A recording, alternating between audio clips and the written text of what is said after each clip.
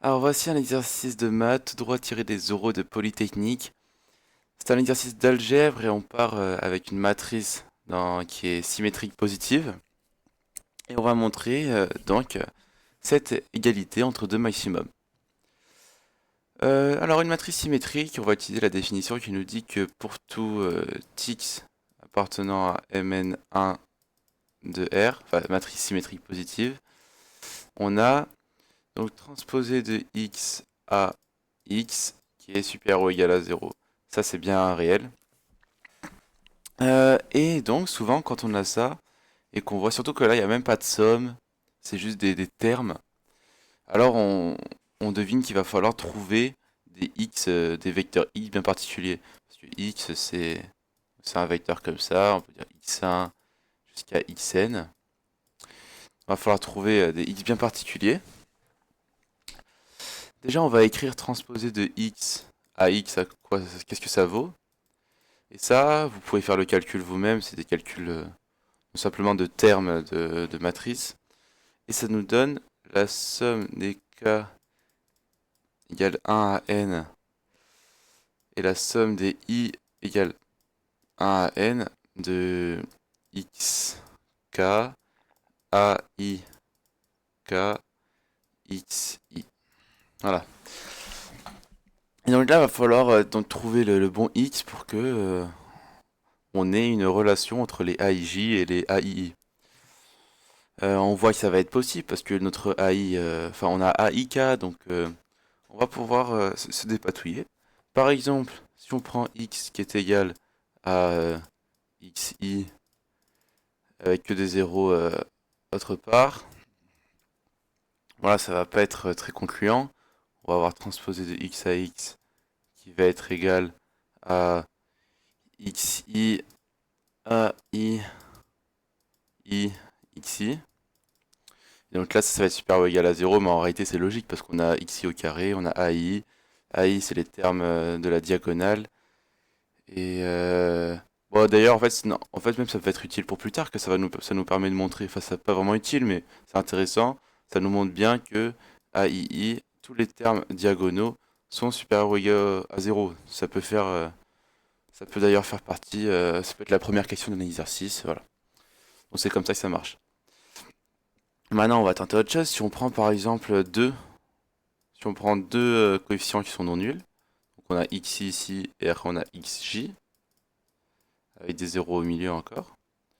Cette fois, on l'a transposé de x à x, qui est égal donc à... alors le calcul, bon, il est assez simple, et ça nous donne xi carré aii. Ça, je vous laisse faire le calcul, c'est le calcul de somme, encore une fois. Xi carré xj carré ajj, plus xi xj aij au carré. Je rappelle que aij est égal à aj, car c'est une matrice symétrique. Et donc là, donc là, on voit pas très bien ce qu'on peut faire avec ça. Ça, c'est super ou égal à 0, ok. Et là, on va pas vraiment pouvoir tirer une égalité de ça directement. Mais moi, ce que je vois la ressemblance avec la démonstration de l'inégalité de Cauchy-Schwarz. Donc je sais pas si vous la connaissez. Je vais pas la refaire maintenant, mais vous pouvez la chercher. Et en fait, quand on a un polynôme comme ça, qui est supérieur ou égal à 0, ça veut dire que son déterminant est inférieur ou égal à 0. Et là, on voit bien qu'on a un polynôme en xi et en xj. Donc si par exemple on prend le polynôme en xi, ça nous donne que le déterminant est plus petit que 0, et que donc on a b carré, donc b carré ça va faire xj carré, non pardon, ici il y a un 2, ça va faire 4xj carré aij, non ok, là j'avais mis le carré, je m'étais trompé, c'était un 2 devant. Il n'y avait pas de carré ici. Il n'y avait pas de carré du tout, voilà. Donc on a 4 xj carré aij au carré, moins 4ac, donc moins 4 a, donc c'est celui-là, donc ça fait a i i fois xj carré a j j. ça supérieur ou égal à 0. Non, inférieur ou égal à 0. Je fais quelques erreurs. Pa, pa, pa. Et cela nous donne que AIJ est inférieur ou égal à AII AJJ. La racine, pardon. Et là, la valeur absolue. Bon, là, voilà, c'est pour ça que j'ai dit que ça pouvait être utile de montrer ça, parce que là, on n'a aucun problème enfin, à passer à la racine, à passer à la racine. Mais bon, dans tous les cas, on a quelque chose. Enfin, AI fois AJJ, c'était plus grand que AIJ au carré, donc forcément, c'était positif. Voilà. Donc, et là, on a quasiment terminé l'exercice, car ça, c'est plus petit que le max des AII, avec I allant de 1 à n. Ça, on le voit, car si on prend l'indice tel que AI est le plus grand, bah, forcément, le AJJ sera aussi égal à AI. Donc ça va faire un carré, la racine du carré, ça va faire la valeur absolue. On peut enlever la valeur absolue, car c'est positif. Donc on a, pour tout I et J, j'ai pas mis les quantificateurs, mais bon, voilà, vous les imaginez bien. C'est pour, ici, c'est vrai, pour tout, bon, je vais quand même l'écrire une fois, pour tout couple IJ appartenant à un n carré, on a AIJ qui a un majorant et qui ne dépend pas de I et J.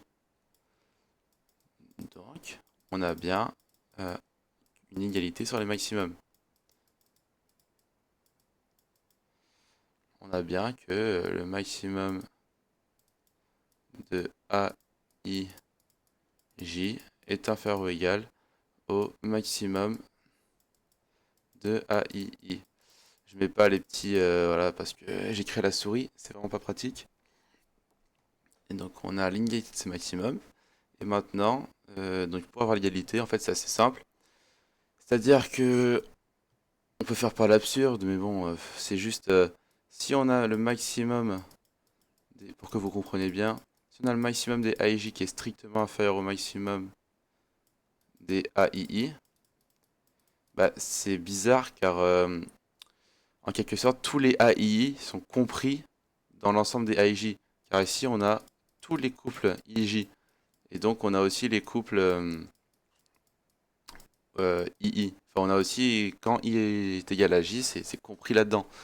Donc forcément cette inégalité stricte est impossible.